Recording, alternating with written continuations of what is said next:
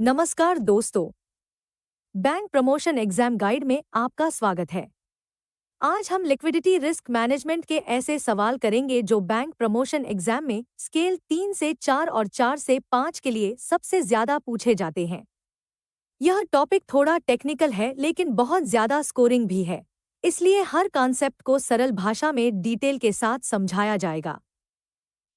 तो चलिए, बिना देर किए शुरू करते हैं।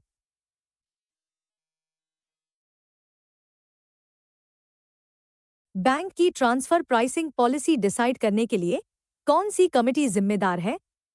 यह सवाल एग्जाम में आता है। According to the organizational setup for liquidity risk management, which committee is specifically responsible for deciding the transfer pricing policy of the bank?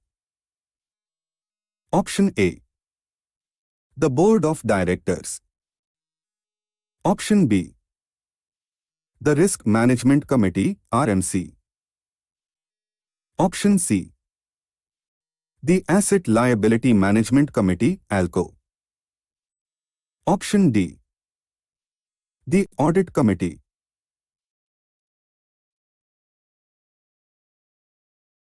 सही जवाब है ऑप्शन सी, यानी एसेट लाइबिलिटी मैनेजमेंट कमेटी। इसके पीछे का लॉजिक बहुत सिंपल है। आल्को वो बॉडी है जो लिक्विडिटी रिस्क के स्ट्रक्चर और कंट्रोल को संभालती है। ट्रांसफर प्राइसिंग का मतलब है कि बैंक की अलग अलग यूनिट्स एक दूसरे को फंड्स किस रेट पर देंगी। यह फैसला आल्को करती है ताकि प्रॉफिटेबिलिटी सही रहे। अक्सर स्टूडेंट्स यहाँ एक गलती करते हैं। वो सोचते हैं कि बोर्ड ऑफ डायरेक्टर्स यह काम करता है, लेकिन फर्क यह है कि बोर्ड सिर्फ ओवल रिस्क लिमिट तय करता है, जबकि आल्को उस लिमिट के अंदर ऑपरेशनल फैसले लेती है।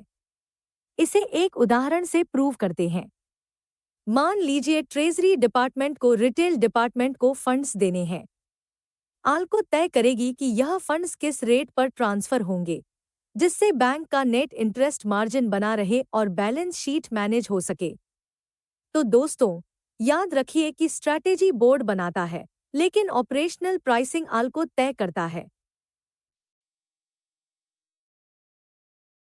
अगले सवाल में हम आरएमसी के मेंबर्स के बारे में जानेंगे, जो एग्जाम में एक जरूरी टॉपिक है। रिस्क मैनेजमेंट कमेटी यानी आरएमसी में कौन से अधिकारी शामिल होने चाहिए? इसे ध्यान से पढ़ें। Which of the following officials are explicitly mandated to be members of the Risk Management Committee, RMC? 1. Chief Executive Officer, CEO, Chairman and Managing Director, CMD. 2. Head of Credit Risk Management Committee. 3. Head of Market Risk Management Committee. 4. Head of Operational Risk Management Committee. Option A. 1 and 2 only. Option B. 1, 3 and 4 only. Option C. 2, 3 and 4 only.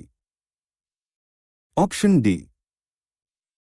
1, 2, 3 and 4.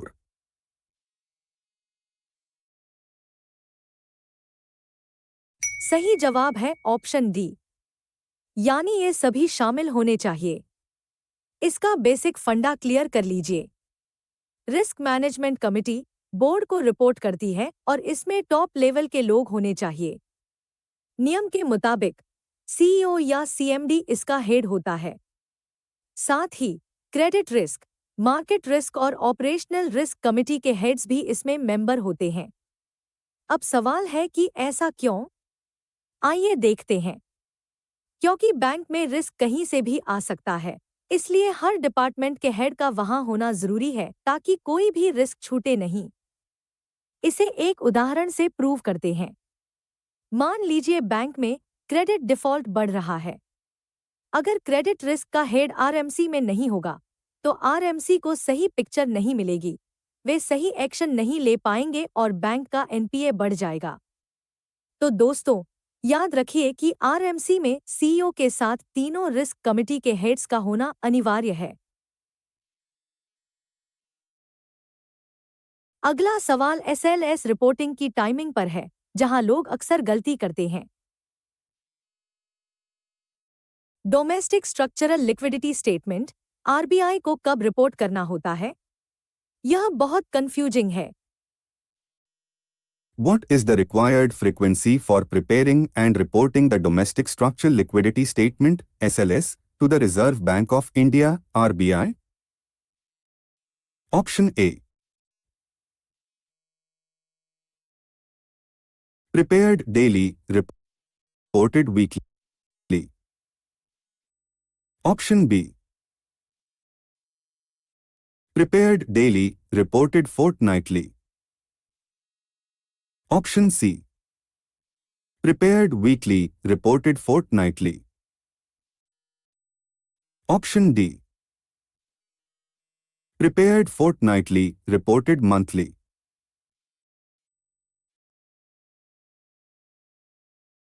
सही जवाब है option B, यानी रोज तैयार करना है और हर पखवाड़े report करना है। यहाँ पर एक इंटरेस्टिंग पॉइंट है। बैंकों को अपनी डोमेस्टिक एसएलएस रिपोर्ट रोज बनानी पड़ती है ताकि वो अपनी लिक्विडिटी पर नजर रख सकें। लेकिन आरबीआई को यह रिपोर्ट हर 15 दिन में यानी फोर्टनाइटली भेजनी होती है। लेकिन एक बात का ध्यान रखें, ओवरसीज ऑपरेशंस के लिए नियम अलग है। फर्क यह है कि ओवरसीज एसएलएस आरबीआई को मंथली रिपोर्ट किया जाता है, जबकि डोमेस्टिक एसएलएस फोर्टनाइटली जाता है। इसे एक उदाहरण से प्रूव करते हैं। मान लीजिए एक बैंक ने आज एसएलएस बनाया। वो इसे अपने रिकॉर्ड में रखेगा, लेकिन आरबीआई को नहीं भेजेगा। वो 15 दिन का डेटा जमा करेगा और फिर रिपोर्टिंग फ्राइडे को आरबीआई को भेजेगा, जिससे रेगुलेटर को सही स्थिति पता चले। तो दोस्तों, याद रखिए कि तैयारी रोज करनी है, लेकिन रिपोर्टिंग 15 दिन में एक बार करनी है।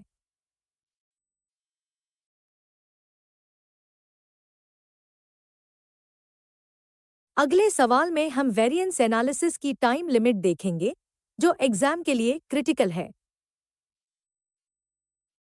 वेरिएंस एनालिसिस कम से कम कितने समय में एक बार करना जरूरी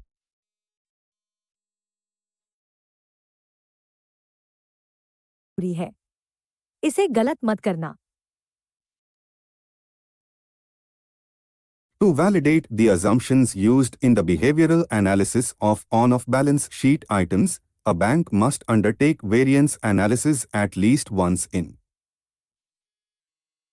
Option A. 3 months. Option B. 6 months. Option C. 9 months. Option D. 12 months.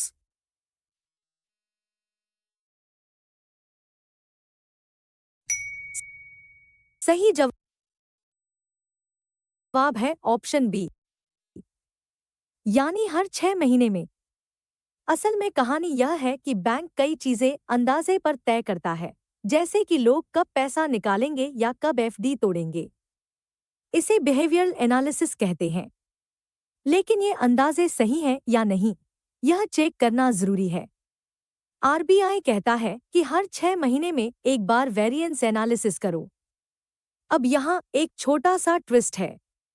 अगर बैंक को लगता है कि हालात बदल रहे हैं, तो वो इसे जल्दी भी कर सकता है। लेकिन 6 महीने मैक्सिमम लिमिट है। इसे एक उदाहरण से प्रूव करते हैं।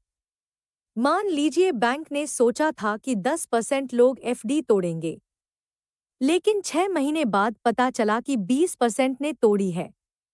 इस एनालिसिस के बाद बैंक अपने लिक्विडिटी मॉडल को सुधारेगा, ताकि भविष्य में कैश की कमी ना हो और बैंक सेफ रहे। तो दोस्तों, याद रखिए कि अपने अंदाजों को हकीकत से मैच करने के लिए 6 महीने में एक बार चेक करना जरूरी है। अगला सवाल वोलेटाइल लायबिलिटी पर है, जिसे समझना बहुत जरूरी है। लिक्विडिटी रेशियो के लिए इनमें से कौन सी चीज वोलेटाइल लायबिलिटी नहीं है? यह पॉइंट एग्जाम में आता है। Which of the following is not classified as a volatile liability for the purpose of liquidity risk measurement ratios? Option A. Letters of credit, full outstanding. Option B. Deposits payable within 1 year. Option C. Core deposits above 1 year. Option D. Swap funds, buy sell, up to 1 year.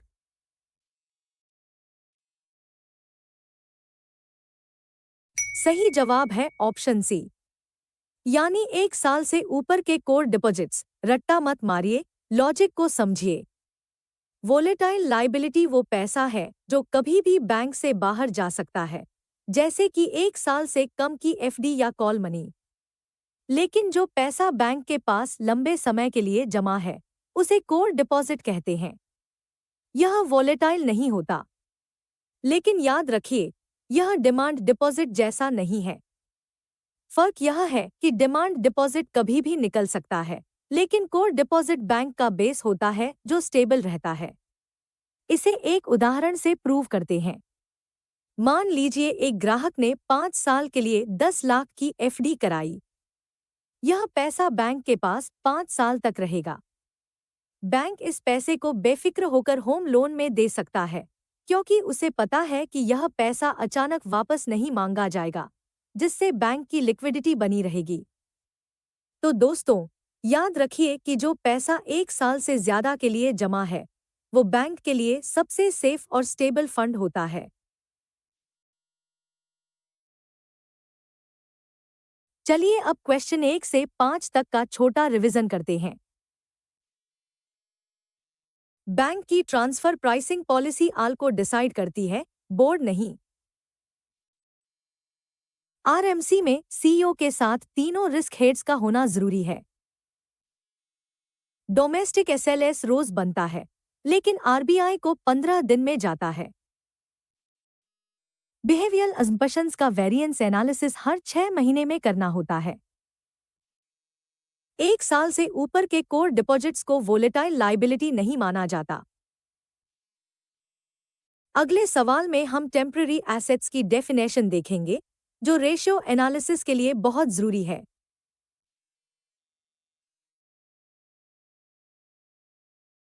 Liquidity ratio निकालने के लिए temporary assets में क्या-क्या शामिल होता है, इसे ध्यान से पढ़ें। For the computation of liquidity ratios, which of the following components are included in the definition of temporary assets? Option A. Cash and excess CRR balances with RBI only. Option B. Investments up to 1 year only. Option C.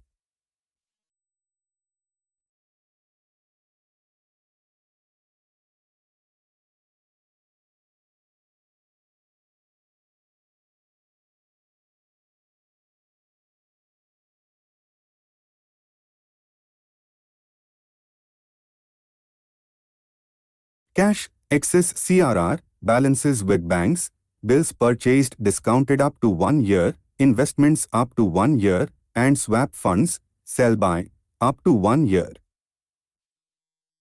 Option D.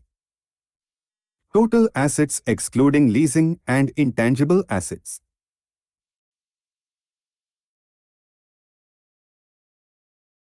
सही जवाब है option C, यानी cash, excess CRR, bank balance और 1 साल तक के investments. इसके पीछे का लॉजिक बहुत सिंपल है। टेम्परेरी एसेट्स वो होते हैं जिन्हें जरूरत पड़ने पर तुरंत कैश में बदला जा सके।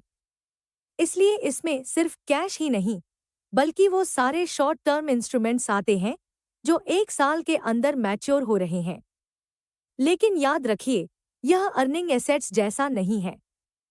फर्क यह है कि अर्निंग एसेट्स में वो लोन भी आते हैं जो लॉक हैं, जबकि टेम्परेरी एसेट्स पूरी तरह लिक्विड होते हैं।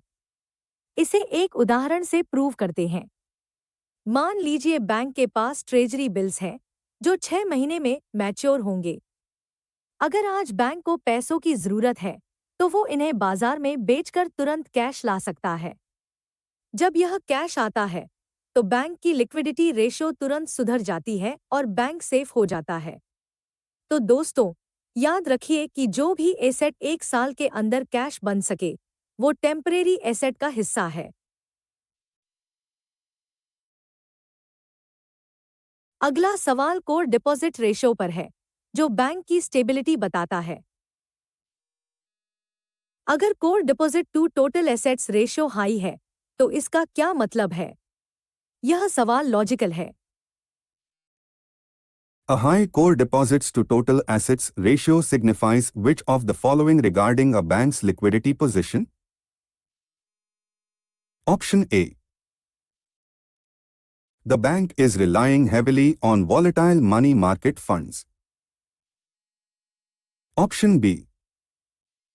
The bank's assets are funded to a large extent by a stable deposit base. Option C. The bank has a high degree of illiquidity embedded in the balance sheet. Option D.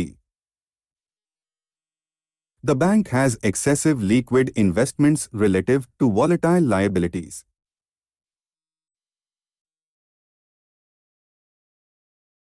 सही जवाब है option B, यानी bank एक stable deposit base पर चल रहा है। अगर हम इसे सिंपल तरीके से समझें तो कोर डिपॉजिट वो पैसा है जो बैंक के पास लंबे समय तक रहता है, जैसे कि रिटेल एफडी। जब यह रेशो हाई होता है तो इसका मतलब है कि बैंक को बाजार से उधार नहीं मांगना पड़ रहा। अक्सर स्टूडेंट्स यहाँ एक गलती करते हैं, वो इसे इलिक्विडिटी समझ लेते हैं। लेकिन फर्क यह है कि यह रेशो फंडिंग की स्टेबिलिटी दिखाता है, एसेट की क्वालिटी नहीं। इसे एक उदाहरण से प्रूव करते हैं।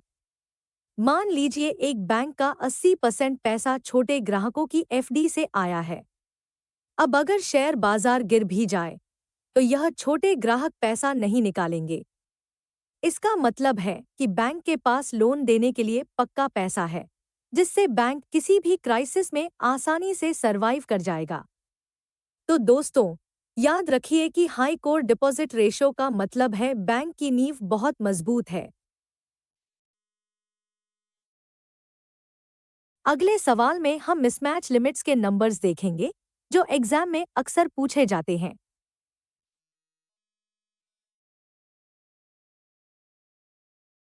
स्ट्रक्चरल लिक्विडिटी स्टेटमेंट में नेगेटिव मिसमैच की लिमिट्स क्या हैं?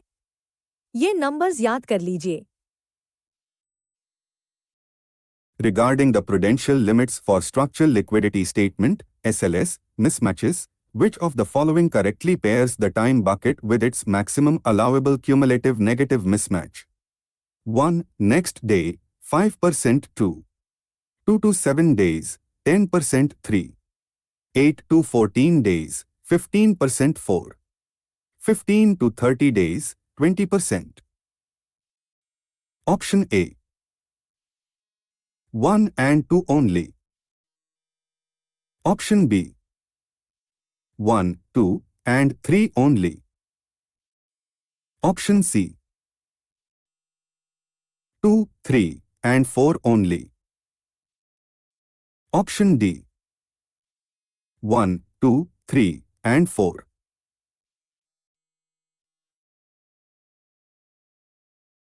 सही जवाब है ऑप्शन डी, यानी ये चारों लिमिट्स बिल्कुल सही हैं। असल में कहानी यह है कि आरबीआई ने छोटे टाइम बकेट्स के लिए सख्त नियम बनाए हैं ताकि बैंक कैश की कमी में न फंसे। नियम याद रखिए, नेक्स्ट डे 5, फिर 10, 15 और 20%। लेकिन एक बात का ध्यान रखें, यह लिमिट क्यूमुलेटिव कैश आउटफ्लो पर लगती है।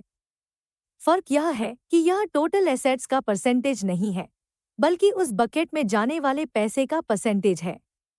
इसे एक उदाहरण से प्रूव करते हैं। मान लीजिए बैंक का अगले दिन का आउटफ्लो 100 करोड़ है, तो बैंक का मिसमैच या घाटा 5 करोड़ से ज्यादा नहीं हो सकता। अगर यह घाटा 5 करोड़ से कम है तो बैंक सेफ माना जाएगा और उसे आरबीआई की पेनाल्टी नहीं लगेगी। तो दोस्तों, याद रखिए कि जैसे जैसे समय बढ़ता है, लिमिट 5 से 20 तक बढ़ती है, यानी 5, 10, 15, 20। अगला सवाल फॉरेन करेंसी मिसमैच पर है, जहां हमें कई फैक्टर्स देखने होते हैं। फॉरेन करेंसी मिसमैच को एसेस करते समय किन बातों का ध्यान रखना चाहिए? इसे गलत मत करना। Regarding the assessment of foreign currency mismatches, which of the following factors must be taken into account? 1. The bank's ability to raise funds in foreign currency markets. 2. The likely extent of foreign currency backup facilities available in the domestic market. 3. The ability to transfer liquidity surplus from one currency to another and across jurisdictions. 4. The likely convertibility of currencies, including the potential for closure of swap markets. Option A.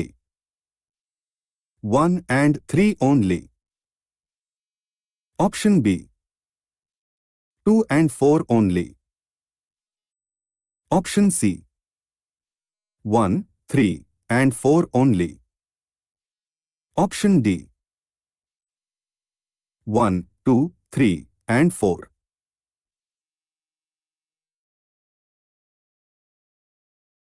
सही जवाब है option D, यानी इन चारों factors का ध्यान रखना जरूरी है। यहाँ पर एक इंटरेस्टिंग पॉइंट है। फॉरेन करेंसी में रिस्क डबल होता है क्योंकि वहाँ एक्सचेंज रेट और दूसरे देश के नियम भी लागू होते हैं। इसलिए आरबीआई कहता है कि सिर्फ फंड रेजिंग ही नहीं, बल्कि फंड्स को ट्रांसफर करने की क्षमता भी देखो। अब यहाँ एक छोटा सा ट्विस्ट है। कई बार बैंक को लगता है कि वो स्वैप करके पैसा ले लेगा, लेकिन अगर स्वैप मार्केट बंद हो गया तो क्या होगा? इसलिए डोमेस्टिक बैकअप होना भी जरूरी है। इसे एक उदाहरण से प्रूव करते हैं। मान लीजिए बैंक की लंदन ब्रांच में डॉलर की कमी हो गई और स्वैप मार्केट फ्रीज हो गया। अगर बैंक ने पहले से इंडिया में बैकअप लाइन अरेंज कर रखी है, तो वो यहाँ से फंड्स भेजकर अपनी ब्रांच को डिफॉल्ट होने से बचा लेगा। तो दोस्तों, याद रखिए कि फॉरेन करेंसी मैनेजमेंट में फंड्स जुटाना और फंड्स भेजना दोनों की प्लानिंग जरूरी है। अगले सवाल में हम इंटरबैंक लायबिलिटी लिमिट की कैलकुलेशन करेंगे। एक बैंक अपनी इंटरबैंक लायबिलिटी लिमिट को 300% तक कब बढ़ा सकता है? यह कैलकुलेशन एग्जाम में आती है। A bank is permitted to maintain a higher interbank liability (IBL) limit of up to 300% of its net worth only if its capital to risk-weighted assets ratio (CRAR) is at least. Option A. 9%. Option B. 10.5%.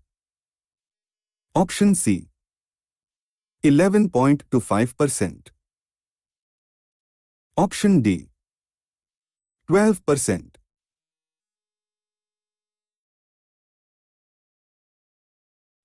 सही जवाब है option C, यानी 11.25%। इसका basic फंडा clear कर लीजिए। Normal IBL limit net worth की 200% होती है। अगर इसे 300% करना है तो बैंक के पास एक्स्ट्रा कैपिटल होना चाहिए। नियम कहता है कि सीआरएआर मिनिमम से 25% ज्यादा होना चाहिए। अब सवाल है कि ऐसा क्यों? आइए देखते हैं। मिनिमम सीआरएआर 9% है। 9 का 25% होता है 2.25, तो 9 प्लस 2.25 हुआ 11.25। इसे एक उदाहरण से प्रूव करते हैं। मान लीजिए बैंक का सीआरएआर 12% है।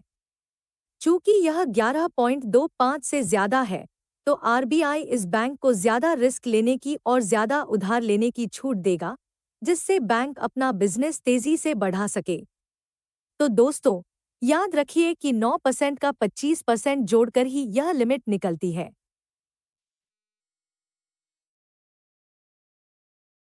चलिए अब क्वेश्चन 6 से 10 तक का छोटा रिवीजन करते हैं। टेम्परेरी एसेट्स में वो एसेट्स आते हैं जो 1 साल में कैश बन सके। हाई कोर डिपॉजिट रेशो का मतलब है बैंक की फंडिंग स्टेबल है। एसएलएस लिमिट्स याद रखें 5, 10, 15 और 20%। फॉरेन करेंसी मिसमैच में फंड्स ट्रांसफर और कन्वर्टिबिलिटी चेक करना जरूरी है।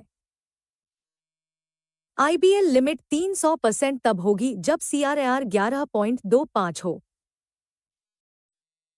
अगले सवाल में हम आईबीएल लिमिट से जुड़ी एक्सक्लूजन्स को देखेंगे, जो एग्जाम में एक ट्रिकी पॉइंट है।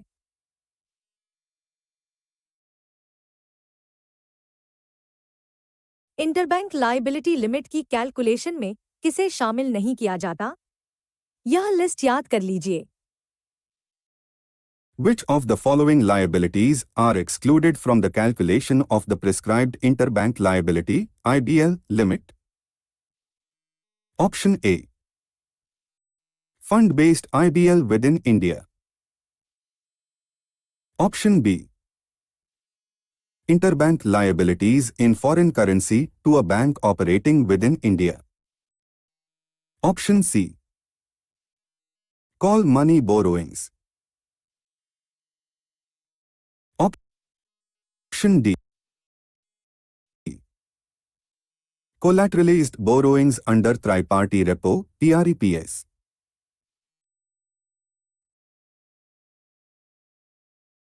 सही जवाब है ऑप्शन डी, यानी ट्रैप्स के तहत कोलेटरलाइज्ड उधार। इसके पीछे का लॉजिक बहुत सिंपल है। आईबीएल लिमिट मुख्य रूप से अनसिक्योर्ड उधार को कंट्रोल करने के लिए है।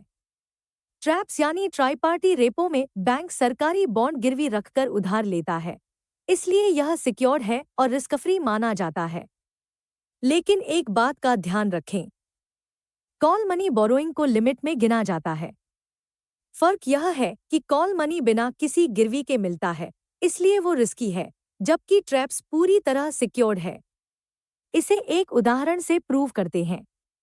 मान लीजिए बैंक ने ट्रैप्स के जरिए 100 करोड़ रुपए उधार लिए और बदले में जीसेक रख दी। चूंकि यह पैसा सिक्योर्ड है, आरबीआई इसे आईबीएल की 200% लिमिट में काउंट नहीं करेगा।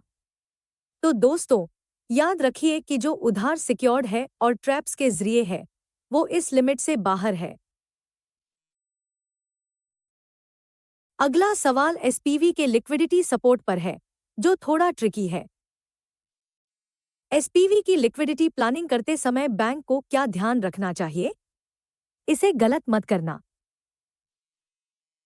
Consider the following statements regarding liquidity support for special purpose vehicles, SPV's assertion. A. In its liquidity planning, a bank must ignore any net liquidity surplus of an SPV to which it provides contractual liquidity facilities. Reason: a net liquidity surplus in an SPV does not increase the liquidity position of the bank, whereas the bank may be exposed to the SPV's liquidity deficits. Option A. Both A and R are true, and R explains A. Option B. Both A and R are true, but R does not explain A. Option C. A is true, but R is false. Option D. A is false, but R is true.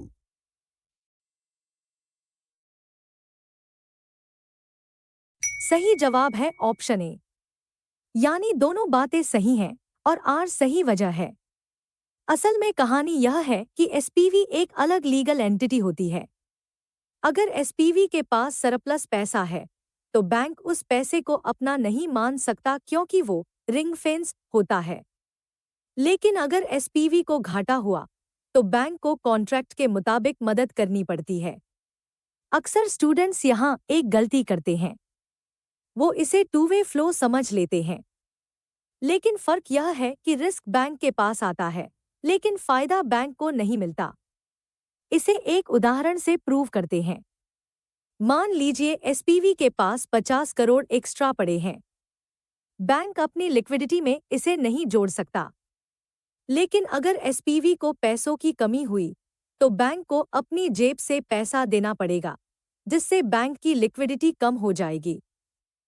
तो दोस्तों, याद रखिए कि SPV का घाटा bank का है, लेकिन मुनाफा बैंक का नहीं है। अगले सवाल में हम स्ट्रेस टेस्टिंग के दिनों की संख्या देखेंगे। इंस्टीट्यूशन स्पेसिफिक क्राइसिस के लिए स्ट्रेस पीरियड कम से कम कितना होना चाहिए? यह नंबर एग्जाम में आता है। In the context of stress testing, a bank may conduct tests assuming the minimum stress period for an institution-specific crisis scenario to last for no less than Option A 3 business days. Option B 5 business days. Option C 14 business days. Option D 1 calendar month.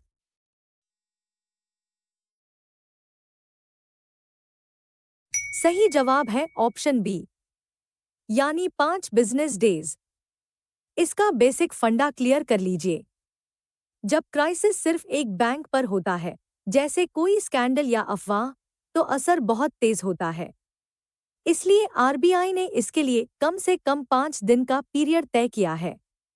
लेकिन याद रखिए, यह general market crisis जैसा नहीं है। फर्क यह है कि जनरल क्राइसिस, जैसे मंदी, लंबे समय तक चलती है, इसलिए वहां 30 दिन का पीरियड होता है, जबकि खुद की मुसीबत के लिए 5 दिन का टेस्ट काफी है। इसे एक उदाहरण से प्रूव करते हैं। मान लीजिए बैंक के बारे में एक बुरी खबर छप गई। अगले 5 दिनों तक डिपॉजिटर्स लाइन लगाकर पैसा निकालेंगे। बैंक को टेस्ट करना होता है कि क्या वो इन 5 दिनों तक बिना बाहरी मदद के जिंदा रह पाएगा।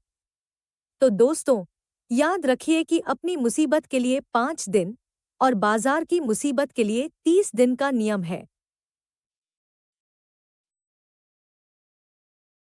अगला सवाल मार्केट और फंडिंग लिक्विडिटी के रिश्ते पर है। स्ट्रेस टेस्ट में मार्केट लिक्विडिटी और फंडिंग लिक्विडिटी का क्या रिश्ता है? यह कॉन्सेप्ट क्लियर होना चाहिए।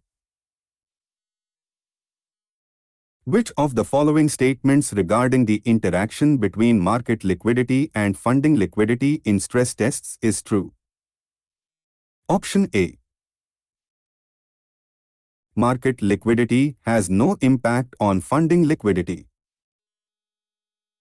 Option B. Banks should treat market liquidity risks and funding liquidity risks as entirely separate and independent. Option C. Stress tests must account for the link between reductions in market liquidity and constraints on funding liquidity. Option D. High reliance on specific funding markets protects a bank from market liquidity reductions.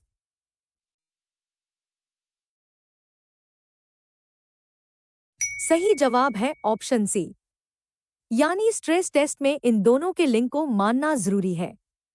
यहाँ पर एक interesting point है। Market liquidity का मतलब है asset बेचने की क्षमता, और फंडिंग लिक्विडिटी का मतलब है उधार लेने की क्षमता। जब बाजार गिरता है, तो दोनों एक साथ खराब होते हैं। अब सवाल है कि ऐसा क्यों? आइए देखते हैं। अगर बैंक अपने एसेट्स नहीं बेच पाएगा, तो उसके पास कैश नहीं आएगा और वो अपनी देनदारियां नहीं चुका पाएगा। इसे एक उदाहरण से प्रूव करते हैं। मान लीजिए बॉन्ड मार्केट क्रैश हो गया। बैंक अपने बॉन्ड्स बेचकर कैश नहीं ला पा रहा है। इसका सीधा असर यह होगा कि बैंक को फंडिंग की कमी हो जाएगी और वो डिपॉजिटर्स को पैसा नहीं दे पाएगा, जिससे बैंक फेल हो सकता है। तो दोस्तों, याद रखिए कि जब बाजार सूखता है, तो बैंक की फंडिंग लाइन भी अपने आप सूख जाती है।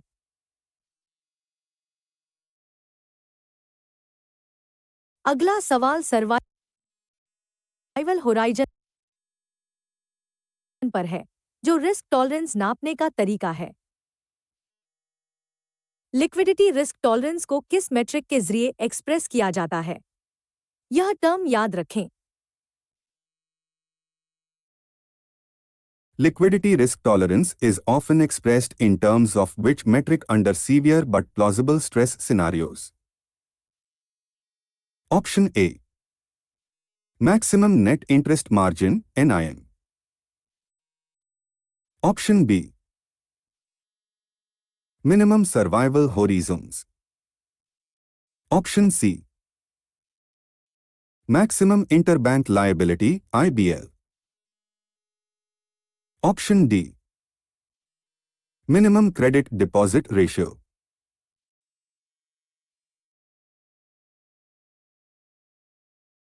सही जवाब है ऑप्शन बी, यानी मिनिमम सर्वाइवल होराइजन। रट्टा मत मारिए, लॉजिक को समझिए। रिस्क टॉलरेंस का मतलब है कि बैंक कितने रिस्क के लिए तैयार है। इसे नापने का सबसे अच्छा तरीका यह देखना है कि बुरे वक्त में बैंक कितने दिन जिंदा रह सकता है। इसे ही सर्वाइवल होराइजन कहते हैं। लेकिन एक बात का ध्यान रखें, यह प्रॉफिट कमाने के बारे में नहीं है। फर्क यह है कि यहाँ हम मुनाफे की बात नहीं कर रहे, बल्कि सिर्फ सर्वाइवल की बात कर रहे हैं। इसे एक उदाहरण से प्रूव करते हैं। मान लीजिए बैंक का सर्वाइवल होराइजन 30 दिन है। इसका मतलब है कि अगर आज फंडिंग के सारे रास्ते बंद हो जाएं, तो भी बैंक के पास इतना कैश है कि वो अगले 30 दिनों तक काम चला लेगा, जिससे उसे रिकवर होने का वक्त मिल जाएगा। तो दोस्तों, याद रखिए कि आप कितने दिन बिना मदद के टिक सकते हैं, वही आपकी असली रिस्क टॉलरेंस है।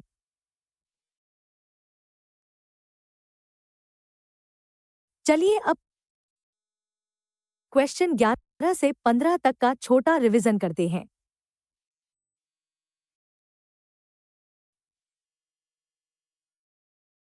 ट्रैप से लिया गया उधार आईबीएल लिमिट में काउंट नहीं होता। एसपीवी के घाटे को जोड़े, लेकिन उसके सरप्लस को इग्नोर करें। इंस्टीट्यूशन स्पेसिफिक क्राइसिस के लिए कम से कम 5 दिन का टेस्ट जरूरी है। स्ट्रेस टेस्ट में मार्केट और फंडिंग लिक्विडिटी को जुड़ा हुआ मानना चाहिए। रिस्क टॉलरेंस को मिनिमम सर्वाइवल होराइजन से नापा जाता है। अगले सवाल में हम सीएफपी यानी कंटिंजेंसी फंडिंग प्लान के कंटेंट्स को देखेंगे।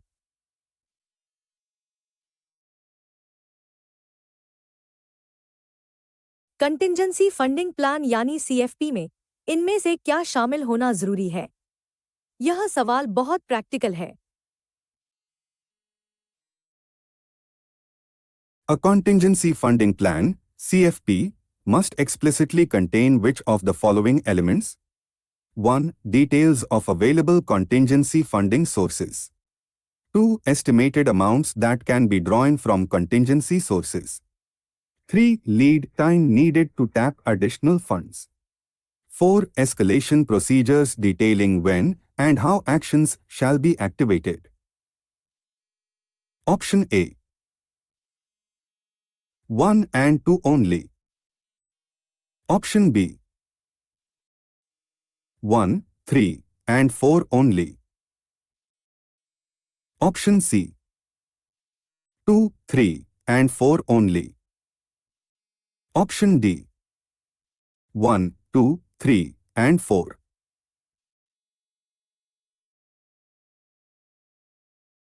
सही जवाब है ऑप्शन डी, यानी ये चारों पॉइंट्स जरूरी हैं।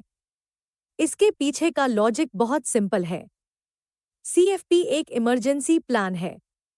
इसमें सिर्फ पैसा कहां से आएगा ये नहीं, बल्कि कितना आएगा, कब आएगा और कौन फैसला लेगा, ये सब लिखा होना चाहिए। अक्सर स्टूडेंट्स यहाँ एक गलती करते हैं। वो इसे सिर्फ फंड्स की लिस्ट समझते हैं। लेकिन फर्क यह है कि यह एक एक्शन प्लान है, सिर्फ कॉन्टैक्ट लिस्ट नहीं। इसे एक उदाहरण से प्रूव करते हैं। मान लीजिए बैंक पर अचानक क्राइसिस आया। सीएफपी में लिखा होगा कि ट्रेजरी हेड तुरंत सीईओ को बताएगा और 2 घंटे में म्यूचुअल फंड बेचकर पैसा लाएगा, जिससे बैंक पैनिक से बच जाएगा। तो दोस्तों, याद रखिए कि सीएफपी में सोर्स, अमाउंट, टाइम और प्रोसीजर सब कुछ होना चाहिए। अगला सवाल सीएफपी के बोर्ड रिव्यू पर है, जो गवर्नेंस का हिस्सा है। बोर्ड ऑफ डायरेक्टर्स को सीएफपी का रिव्यू कितनी बार करना चाहिए? यह टाइमलाइन याद रखें। How frequently must the board of directors review the effectiveness and operational feasibility of a bank's contingency funding plan, CFP? Option A. At least once every quarter. Option B. At least once every 6 months. Option C. At least on an annual basis.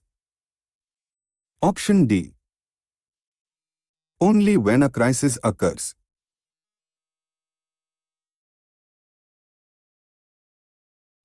सही जवाब है option C, यानी साल में कम से कम एक बार। असल में कहानी यह है कि बाजार हर साल बदलता है। जो प्लान पिछले साल सही था, हो सकता है आज काम न करे। इसलिए बोर्ड को हर साल इसे रिव्यू करना जरूरी है। लेकिन एक बात का ध्यान रखें, टेस्टिंग ज्यादा बार हो सकती है। फर्क यह है कि टेस्टिंग ऑपरेशनल है, लेकिन रिव्यू स्ट्रेटेजिक है, जो बोर्ड करता है। इसे एक उदाहरण से प्रूव करते हैं। मान लीजिए पिछले साल बैंक के पास कॉल मनी का ऑप्शन था, लेकिन अब वो मार्केट टाइट है। अगर बोर्ड ने प्लान अपडेट नहीं किया, तो क्राइसिस के वक्त बैंक फंस जाएगा और लिक्विडिटी फेल हो जाएगी। तो दोस्तों, याद रखिए कि प्लान को जिंदा रखने के लिए एनुअल बोर्ड रिव्यू अनिवार्य है। अगले सवाल में हम ओवरसीज ऑपरेशंस के एसएलएस रूल्स देखेंगे। ओवरसीज ब्रांच के एसएलएस रिपोर्टिंग के बारे में कौन सा स्टेटमेंट सही है? इसे ध्यान से पढ़ें। Which of the following statements regarding the liquidity management of overseas operations of Indian banks are correct? 1. The structural liquidity statement, SLS, for overseas operations must be reported to the Reserve Bank on a monthly basis. 2. The SLS for overseas operations must be prepared country-wise on a daily basis. 3. The tolerance limits for net cumulative negative mismatches applicable to domestic operations, example, 5% for next day, also apply to overseas operations. 4. Overseas subsidiaries are exempt from preparing the SLS. Option A. 1 and 2 only. Option B. 1, 2, and 3 only. Option C. 2 and 4 only. Option D. 1, 3, and 4 only.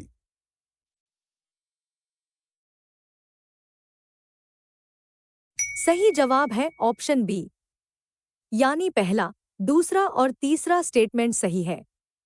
अब सवाल है कि ऐसा क्यों? आइए देखते हैं। Overseas branch को भी डोमेस्टिक ब्रांच की तरह रोज एसएलएस बनाना होता है और लिमिट्स भी वही 5, 10, 15, 20% वाली लागू होती है। लेकिन यहाँ एक छोटा सा ट्विस्ट है। डोमेस्टिक रिपोर्ट 15 दिन में जाती है, लेकिन ओवरसीज रिपोर्ट महीने में एक बार आरबीआई को भेजी जाती है। इसे एक उदाहरण से प्रूव करते हैं। मान लीजिए एसबीआई की लंदन ब्रांच है। वो रोज अपना डेटा बनाएगी, लेकिन मुंबई हेड ऑफिस के जरिए आरबीआई को महीने के अंत में रिपोर्ट भेजेगी, जिससे रेगुलेटर को विदेशी रिस्क का पता चले। तो दोस्तों, याद रखिए कि नियम सेम है, बस रिपोर्टिंग की फ्रीक्वेंसी मंथली है। अगला सवाल ओवरसीज एसेट्स की फंडिंग पर है, जहां 70% का रूल लगता है। ओवरसीज लिक्विडिटी मैनेजमेंट में लॉन्ग टर्म एसेट्स का कितना हिस्सा लॉन्ग टर्म रिसोर्सेज से होना चाहिए? यह रेशियो क्रिटिकल है।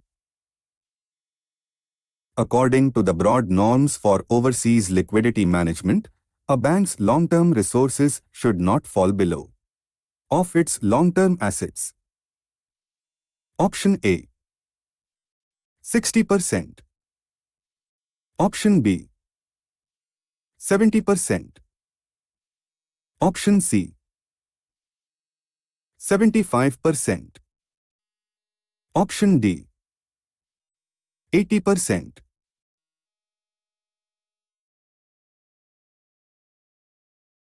सही जवाब है ऑप्शन बी, यानी 70%। इसका बेसिक फंडा क्लियर कर लीजिए। बैंक को अपने लॉन्ग टर्म लोन को लॉन्ग टर्म पैसों से ही फंड करना चाहिए। आरबीआई का नियम है कि कम से कम 70% एसेट्स की मैचिंग होनी चाहिए। अक्सर स्टूडेंट्स यहाँ एक गलती करते हैं। वो सोचते हैं कि 100% मैचिंग जरूरी है, लेकिन फर्क यह है कि आरबीआई ने 30% का गैप अलाउ किया है ताकि बैंक को थोड़ी फ्लेक्सिबिलिटी मिले। इसे एक उदाहरण से प्रूव करते हैं। मान लीजिए बैंक ने विदेश में 100 करोड़ का 10 साल का लोन दिया, तो बैंक के पास कम से कम 70 करोड़ का लॉन्ग टर्म डिपॉजिट होना चाहिए। अगर ऐसा नहीं है, तो बैंक शॉर्ट टर्म फंडिंग पर निर्भर हो जाएगा और रिस्क बढ़ जाएगा। तो दोस्तों, याद रखिए कि लॉन्ग टर्म एसेट्स के लिए 70% लॉन्ग टर्म फंडिंग अनिवार्य है। अगले सवाल में हम मीडियम टर्म की डेफिनेशन देखेंगे, जो डोमेस्टिक से अलग है। ओवरसीज लिक्विडिटी के लिए मीडियम टर्म का मतलब क्या है? यह टाइम पीरियड याद कर लीजिए। For the purpose of monitoring overseas liquidity mismatches, medium term is defined as referring to assets or liabilities maturing within which time frame? Option A 1 month to 1 year. Option B 6 months and longer but within 3 years. Option C 1 year and longer but within 5 years. Option D 3 years and longer but within 7 years.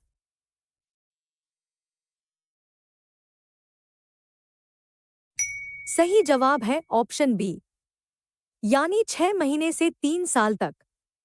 रट्टा मत मारिए, logic को समझिए। RBI ने overseas के लिए 3 bucket बनाए हैं।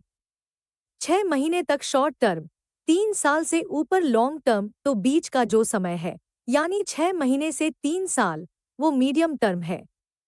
लेकिन याद रखिए, यह डोमेस्टिक डेफिनेशन से थोड़ा अलग हो सकता है। फर्क यह है कि यहाँ इंटरनेशनल स्टैंडर्ड्स को ध्यान में रखा गया है।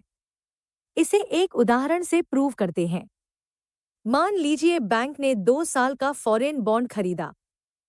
चूंकि यह 6 महीने से ज्यादा और 3 साल से कम है, तो यह मीडियम टर्म एसेट माना जाएगा और इसकी फंडिंग भी उसी हिसाब से होनी चाहिए। तो दोस्तों, याद रखिए कि 6 महीने और 3 साल के बीच का पीरियड ही मीडियम टर्म है। चलिए अब क्वेश्चन 16 से 20 तक का छोटा रिवीजन करते हैं। सीएफपी में सोर्स, अमाउंट, टाइम और एस्केलेशन प्लान होना चाहिए। बोर्ड को साल में कम से कम एक बार सीएफपी रिव्यू करना है। ओवरसीज एसएलएस रोज बनता है और महीने में रिपोर्ट होता है। लॉन्ग टर्म एसेट्स का 70% हिस्सा लॉन्ग टर्म रिसोर्सेज से होना चाहिए। ओवरसीज के लिए मीडियम टर्म का मतलब है 6 महीने से 3 साल। अगले सवाल में हम करेंसी वाइज कंट्रोल के 10% रूल को समझेंगे।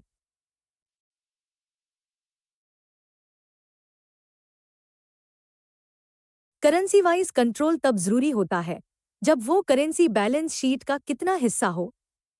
यह लिमिट याद रखें। Controls on maturity mismatches must be undertaken currency-wise for every currency that constitutes at least what percentage of a bank's consolidated overseas balance sheet? Option A 5% or more. Option B, 10% or more.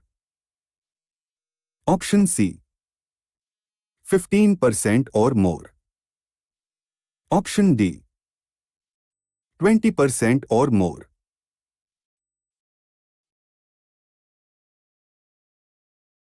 सही जवाब है option B, यानी 10% या उससे ज्यादा। इसके पीछे का लॉजिक बहुत सिंपल है। अगर कोई करेंसी आपके टोटल बिजनेस का बड़ा हिस्सा है, तो उसका रिस्क अलग से देखना जरूरी है। आरबीआई ने इसके लिए 10% की लिमिट सेट की है। लेकिन याद रखिए, यह छोटी करेंसीज के लिए नहीं है। फर्क यह है कि अगर किसी करेंसी का शेयर 2 या 3% है, तो उसे बाकियों के साथ मिला सकते हैं, लेकिन बड़ी करेंसी को अकेले ट्रैक करना होगा। इसे एक उदाहरण से प्रूव करते हैं। मान लीजिए बैंक का 15% बिजनेस जापानी येन में है, तो बैंक को येन का मिसमैच अलग से कैलकुलेट करना होगा। अगर येन में लिक्विडिटी क्रंच आया, तो बैंक यह नहीं कह सकता कि मेरे पास डॉलर में सरप्लस पड़ा है, क्योंकि येन का रिस्क अलग है। तो दोस्तों, याद रखिए कि 10% का थ्रेशोल्ड क्रॉस होते ही अलग मॉनिटरिंग जरूरी हो जाती है। अगला सवाल नेटिंग पर है। क्या हम डॉलर के मुनाफे से यूरो का घाटा भर सकते हैं? ओवरसीज लिक्विडिटी में नेटिंग के नियम क्या हैं? यह बहुत सख्त नियम है। Which of the following statements regarding the netting of positions in overseas liquidity management is true? Option A, netting of intercurrency positions is permitted, but netting of maturity gaps is prohibited. Option B, netting of maturity gaps is permitted, but netting of intercurrency positions is prohibited. Option C, netting of both intercurrency positions and maturity gaps is strictly prohibited. Option D, netting of both intercurrency positions and maturity gaps is permitted for G7 currencies only.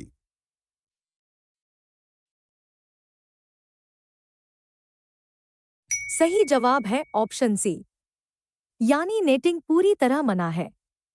असल में कहानी यह है कि RBI नहीं चाहता कि bank एक करेंसी के भरोसे दूसरी करेंसी का रिस्क लें। इसलिए इंटरकरेंसी और मैच्योरिटी गैप्स दोनों की नेटिंग मना है। अक्सर स्टूडेंट्स यहाँ एक गलती करते हैं। वो सोचते हैं कि G7 करेंसी में छूट है, लेकिन फर्क यह है कि रिस्क हर जगह है, इसलिए छूट किसी को नहीं है। इसे एक उदाहरण से प्रूव करते हैं। मान लीजिए बैंक के पास डॉलर में सरप्लस है लेकिन यूरो में डेफिसिट है। बैंक यह मानकर नहीं चल सकता कि वो डॉलर बेचकर यूरो खरीद लेगा, क्योंकि क्राइसिस के वक्त फॉरेक्स मार्केट जाम हो सकता है। अगर कन्वर्जन नहीं हुआ, तो यूरो का पेमेंट डिफॉल्ट हो जाएगा। तो दोस्तों, याद रखिए कि हर करेंसी का हिसाब अलग रखना है, उन्हें मिक्स नहीं करना है।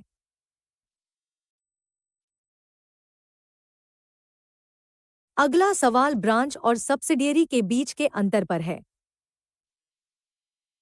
लिक्विडिटी सपोर्ट के मामले में ओवरसीज ब्रांच और सब्सिडियरी में क्या अंतर है? इसे गलत मत करना। In the context of extreme stress situations, which of the following describes the correct liquidity support expectations for Indian banks' overseas entities? 1. Overseas branches can rely on liquidity support from their head office. 2. Overseas subsidiaries are expected to be self-reliant. 3. Overseas subsidiaries can automatically rely on head office support for all deficits. Option A, 1 only. Option B, 2 only. Option C, 1 and 2 only.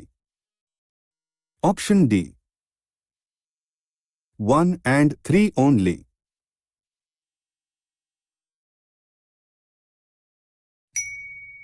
सही जवाब है option C, यानी पहला और दूसरा statement सही है। इसका बेसिक फंडा क्लियर कर लीजिए। ब्रांच बैंक का ही हिस्सा होती है, इसलिए वो हेड ऑफिस से मदद मांग सकती है। लेकिन सब्सिडियरी एक अलग लीगल कंपनी होती है, इसलिए उसे अपने पैरों पर खड़ा होना चाहिए। अब सवाल है कि ऐसा क्यों? आइए देखते हैं। आरबीआई चाहता है कि सब्सिडियरी अपनी फंडिंग खुद मैनेज करे ताकि पेरेंट बैंक पर बोझ न पड़े। इसे एक उदाहरण से प्रूव करते हैं। मान लीजिए बैंक की न्यूयॉर्क में ब्रांच है और लंदन में सब्सिडियरी है। अगर क्राइसिस आया तो Mumbai head office New York branch को तुरंत पैसा भेजेगा। लेकिन लंदन सब्सिडियरी को पहले अपने लोकल रिसोर्सेस यूज करने होंगे। वो सीधे हेड ऑफिस पर डिपेंड नहीं रह सकती। तो दोस्तों, याद रखिए कि ब्रांच को सपोर्ट मिलता है, लेकिन सब्सिडियरी को सेल्फ रिलायंट यानी आत्मनिर्भर होना पड़ता है।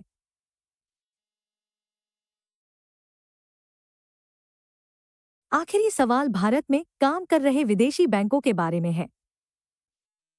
भारत में विदेशी बैंकों को अपने सीएफपी में क्या ध्यान रखना चाहिए? यह लॉजिकल सवाल है। Consider the following statements regarding foreign banks operating in India. Assertion A. When factoring head office support into their contingency funding plan, CFP, foreign banks in India must account for possible constraints and time lags. Reason are while parent entity support can be relied upon in extreme stress, transferability of funds may be restricted by time zone differences or home country regulations. Option A. Both A and R are true, and R explains A. Option B. Both A and R are true, but R does not explain A. Option C. A is true, but R is false. Option D. A is false, but R is true.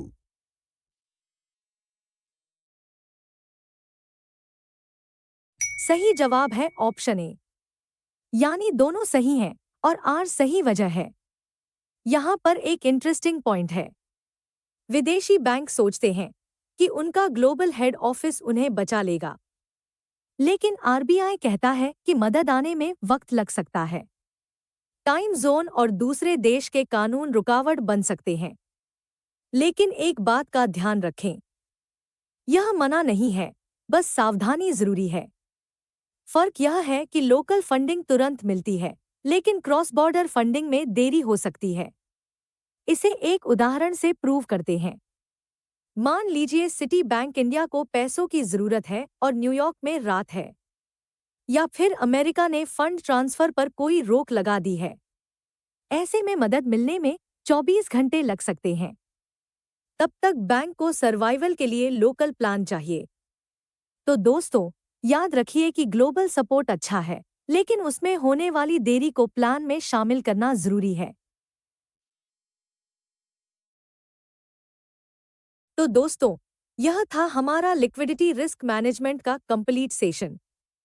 हमने आज 24 बहुत ही जरूरी सवाल cover किए हैं, जो आपके promotion exam में गेम चेंजर साबित होंगे।